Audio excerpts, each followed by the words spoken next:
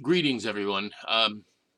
If I'm trying a little something different here, so if you see this video and there's like little lines going through it here and there now and then, that's because I'm currently traveling in outer space and we're experiencing an ion storm. I'm way out beyond the solar system, and almost to the next galaxy now, and so. If you're receiving this, you may not be receiving it for right now. The year is 1721.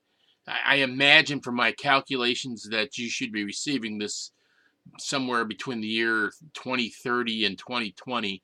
So thanks for listening. And I wanted to talk about cats today. Cats, cute little kitties that seems to be very popular in the video world. And I have some experience with cats myself. My father hated cats, by the way, and I know other people who hate cats. Cat haters, I guess that's what you call them.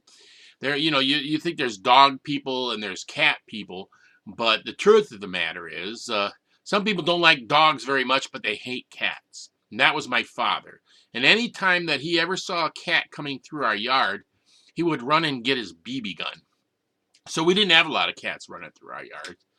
And there was one cat that I and my brother fed when we used to catch fish and stuff. We used to feed it fish guts and stuff, and it would love it.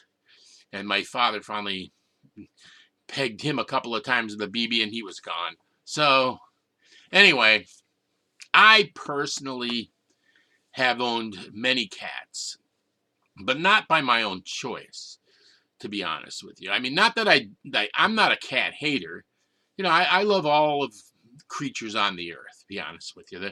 But the problem with cats, though, really, is probably cats are responsible for the extinction of more other species of animals than probably anything but human beings, and rats, I think, are probably worse. But maybe not. Maybe cats are number two and human beings are number one, and then rats, I think, are number three for bringing about the extinction of other creatures. Because, when man brought cats with him across the oceans to these islands and the new world where these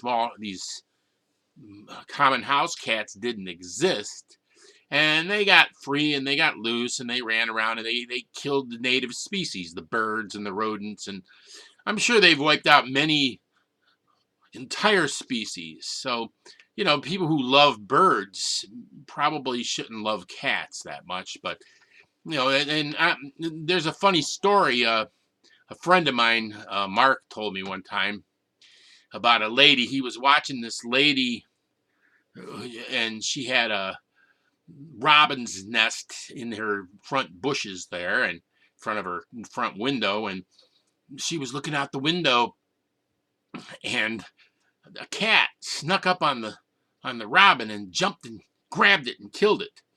And she runs out the front door and she yells, "You bad, bad cat! You bad, bad, naughty cat!" And for some reason that struck my buddy as hilarious, because she's expecting cats to have a conscience about the fact that they're killers. I when I was a few years ago,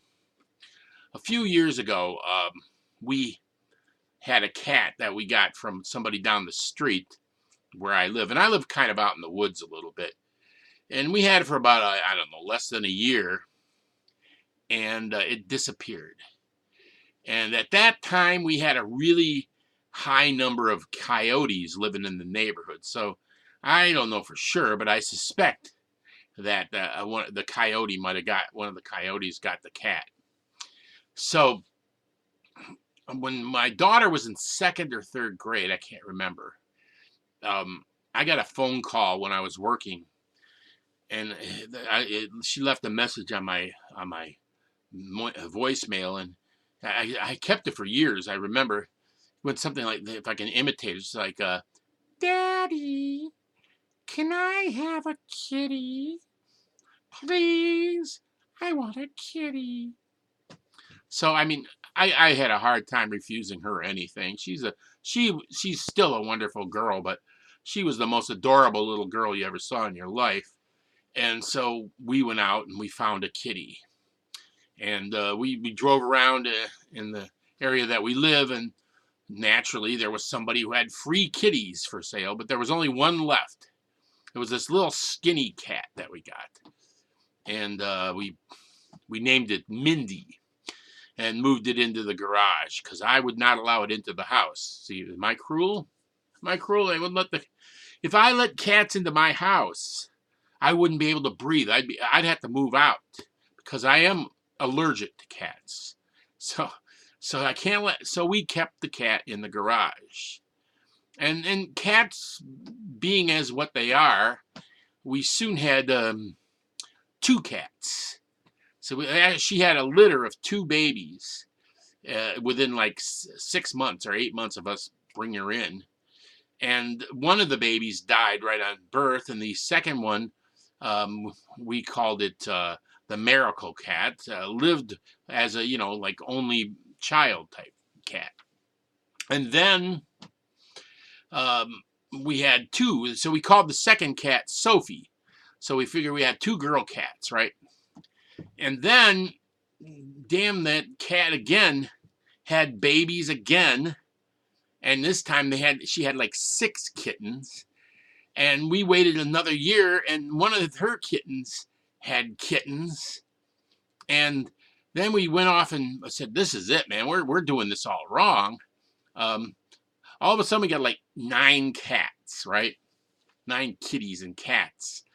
And we brought her to this neuter place, spade and neuter place, where we brought, it was only like $20 per neuter. So if we had 5 cats, 6 cats, it's only going to cost us like $150 to neuter and spay all of our cats.